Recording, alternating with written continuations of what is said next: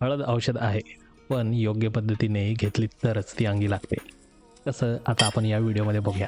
हळदीचे फायदे माहीत असूनही ती थेट शरीराला का लागत नाही याचं सरळ उत्तर आहे बायो अवेलेबिलिटी. हळदीमध्ये एक मुख्य घटक असतो, तो म्हणजे कर्क्युमिन. पण कर्क्युमिन पाण्यात विरघळत नाही, तो फॅट सॉल्युबल आहे. म्हणजे फक्त पाण्यासोबत किंवा भाजीसोबत खाल्ला तर ते शरीरात नीट शोषून घेतलं जात नाही. आणि हे होण्यासाठी आपण ते तेलात खाल्लं पाहिजे. तेलात नुसती हळद खाऊन चालणार नाही, कारण त्याची चव व्यवस्थित लागणार नाही. इथंच लोणच्याचं विज्ञान काम करतं. हळदीच्या लोणच्यात वापरलं जाणारं तेल कर्क्युमिनला विरघळायला मदत करतं. म्हणजेच तेलामुळं कर्क्युमिन किंवा हळदीतला जो मुख्य घटक आहे तो थेट रक्तप्रवाहात जाण्याची शक्यता वाढते.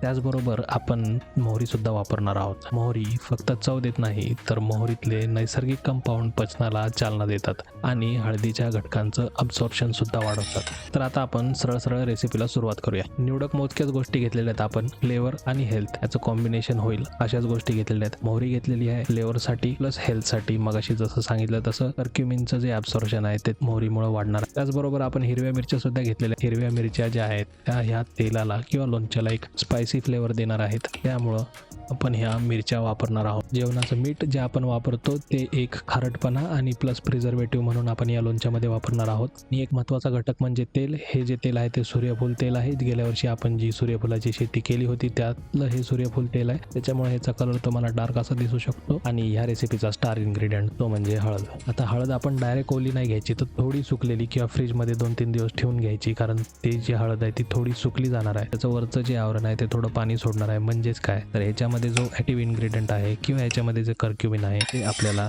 ही हळद सुकल्यामुळे ह्याचा जो फ्लेवर आहे तो अजून चांगला होणार आहे.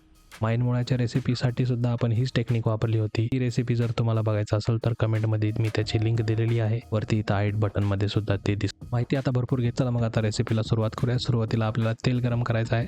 तेल गरम एवढं करायचं आहे की त्याच्यातून धूर निघाला पाहिजे. आणि ते तेल थंड होत असताना आपण त्याच्यात मोहरी ॲड करणार आहोत. तेल गरम होते तोपर्यंत आपण मिरची आणि हळदीचे तुकडे करून घेऊया. जर तुम्ही मिरचीला सुरुवातीला असं मधून कापलं तर ती मिरची किडली का नाही हे तुम्हाला कळेल. आणि ती मिरची वापरायची का नाही तुमच्या स्वयंपाकात किंवा जेवणात हे सुद्धा तुम्हाला कळेल. त्यामुळे मिरच्या कापताना पहिल्यांदा असं मधून कापा. मिरची जर व्यवस्थित असेल तर ती तुम्ही कापण्यासाठी कंटिन्यू करू शकता. नसेल तर तेवढाच भाग तुम्ही काढून साईडला करू शकता. हे असं केल्याने तुम्हाला मिरची किडली का नाही हे काढायला मदत होती. आणि नंतर तुमचा जो वेळ आहे, सगळी मिरची कापून झाल्यानंतर कुठं किडलेली दिसते ती काढायचा तो वेळ वाचतो.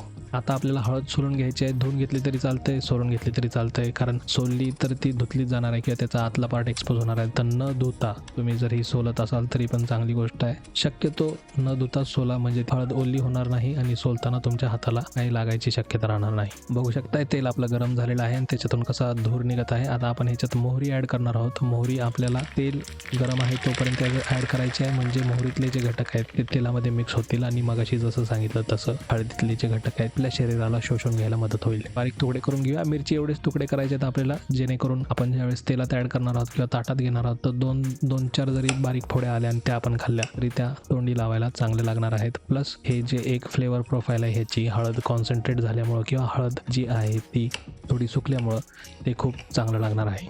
बऱ्यापैकी आपली सगळी तयारी करून झालेली आहे. आता फक्त आपल्याला हे मिक्स करायचं आहे एकामेकांमध्ये. आणि ते मिक्स करायला पण एक सिक्वेन्स आहे, तो काय आहे ते आता आपण बघून घेऊया. सगळ्यात आधी आपण मिरची आणि हळदीला मीठ लावून घेणार आहोत. मीठ का लावायचं आहे तर ह्याच्यामध्ये जे काही मॉइश्चर आहे ते बाहेर निघलं जाईल. आणि याच्यामध्ये तेल ॲड केल्यानंतर तुम्ही बघणार आहात की जे मीठ आहे ते तेलामध्ये खाली साचून राहणार आहे. म्हणजेच काय, तर हळदीला जो मीठ लागायला पाहिजे किंवा हळदीमधून जो फ्लेवर बाहेर यायला पाहिजे ते नंतर मुरणात येणार नाहीत, कारण ते जे मीठ आहे ते सगळं तेलात राहणार आहे. त्याच्यामुळे आधी आपल्याला ह्याला मीठ लावून ठेवायचं आहे 1-2-3 मिनिट आणि त्याच्यानंतर आपण ह्याच्यात तेल ॲड करणार आहोत. तेल ॲड करताना बघा तुम्ही कसा चरचर आवाज येतोय, म्हणजेच काय, तर आपण पूर्ण थंड झाल्यावर नाही ॲड केलेलं, थोडं गरम असताना ॲड केलंय. का, तर ह्याच्यामध्ये जी मिरची आहे ती भाजली जाईल, हळद आहे ती थोडी भाजली जाईल आणि ह्या सगळ्यांमध्ये हळदीचा जो फ्लेवर आहे किंवा हळद गरम असल्यामुळं, तेल गरम असल्यामुळं जो काही त्याचा ॲक्टिव्ह इन्ग्रेडियंट बाहेर पडणार आहे ते व्हायला मदत होणार आहे.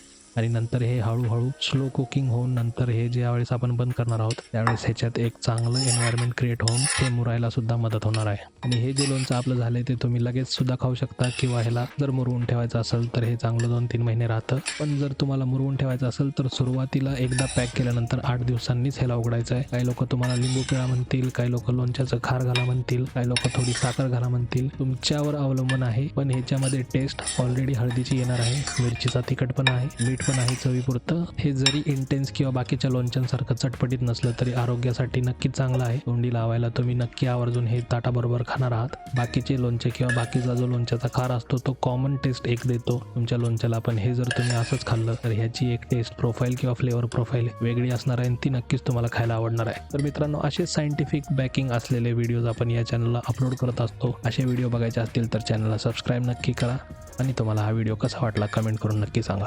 व्हिडिओ बघण्यासाठी धन्यवाद.